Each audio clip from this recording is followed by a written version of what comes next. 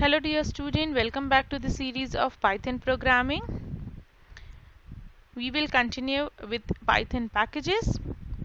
We usually organize our files in different folders and subfolders based on some criteria so that they can be managed easily and efficiently. Correct? On your PC, you organize your files into a folders. Correct? Inside folder, we again create some folders.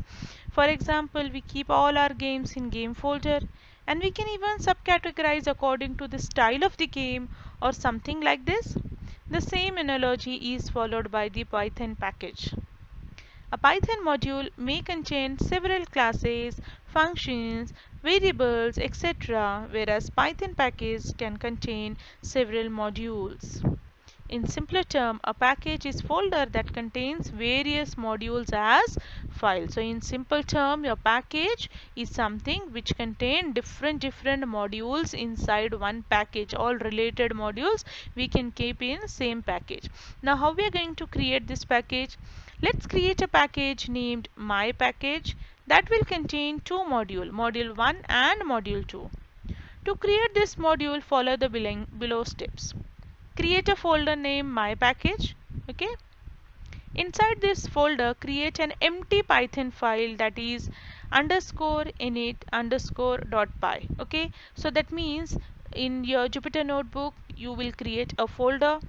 There you will create a simple Python file whose name is going to be underscore underscore init underscore underscore. Okay, these are two underscores. Okay, underscore underscore init and init underscore underscore. Hence create two modules, module 1 and module 2 in this folder. Now modules we are going to simply create by using the Python file. Yes, so whatever files you want to create of modules we can create inside that folder. Only the thing is we have to create underscore underscore init underscore underscore py file. That this file will tell your interpreter that this is the package.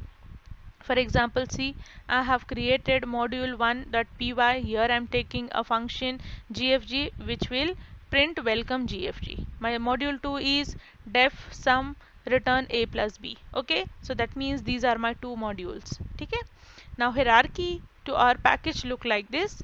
I am creating a folder that is my package.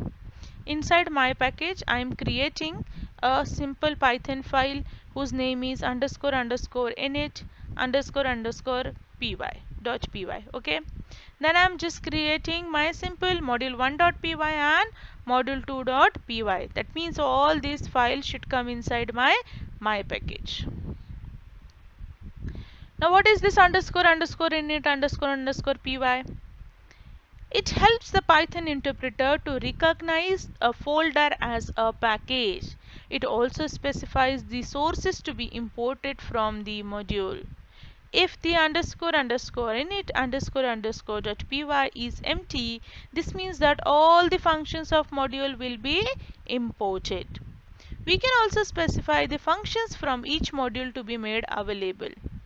For example, we can also create the init file for the above module. So suppose if you keep this init file as empty, that means all the functions from both the module will get imported. If you want particular modules or particular functions only should get imported from the module, then in init file you have to write like this. See, from .module 1 import only gfg, and from .module 2 import sum. So this will only allow the gfg and sum function from module 1 and module 2 to be imported. If these modules have more functions than these functions, those functions will not get imported. Okay, next is importing modules from a package. We can import this module using the from import statement and dot operator. So we'll write import our package name dot module name. So for example, see, from my package import module 1, from my package import module 2. So that means all the functions will get imported of module 1 and module 2. Okay, then we can use module 1.gfg which we have written in module 1. Next is I am taking a variable as result. equals to module 2 dot sum 1 comma 2. So it will print the sum. Okay, sum of 1 plus 2. Next example is importing specific functions from the module. So suppose you want to, like in previous example, we are importing the whole module 1 and module 2 here. Suppose you want particular function only should get imported. What you will do? From my package, see here we are writing from my package import module 1, from my package import module 2. So all the functions of module 1 and module 2 were getting imported. But if you want the particular method, you will write from package my package module 1 import GFG only, from my package module 2 import sum only. So only these two functions will get imported here. Next is Python standard packages and libraries. So Python provides us certain standard libraries. Python standard libraries contains the exact syntax, semantics and tokens of Pythons. It contains built-in modules that provide access to basic system functionality like I/O and some other core modules. Most of the Python libraries are written in C programming language. The Python standard library consists of more than 200 crore modules. All these work together to make Python a high-level programming language. Python standard library plays a very important role. Without it, the programmers can't have access to the functionalities of Python. But other than this, there are several other libraries in Python that make a programmer's life very easier.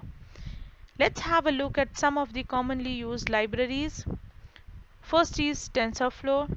This library was developed by Google in collaboration with BrainTeam. It is an open source library used for high-level computation. It is also used in machine learning and deep learning algorithm. It contains a large number of tensor operations. Researchers also use this Python library to solve complex computation in mathematics and physics. Next is Matplotlib. This library is responsible for plotting numerical data, and that's why it is used in data analysis. So we can draw the graph, chart, histogram, scatter plot, pie chart by using Matplotlib. Next is Pandas. Pandas are an important library for data scientists. It is an open source machine learning library that provides flexible high-level data structure and variety of analysis tools. So Pandas supports operations like sorting, reindexing, iteration, concatenation, conversion of data, visualization and aggregation. So in data science we are going to use this Pandas library. Next is NumPy. The name NumPy stands for Numerical Python. It is the commonly used library.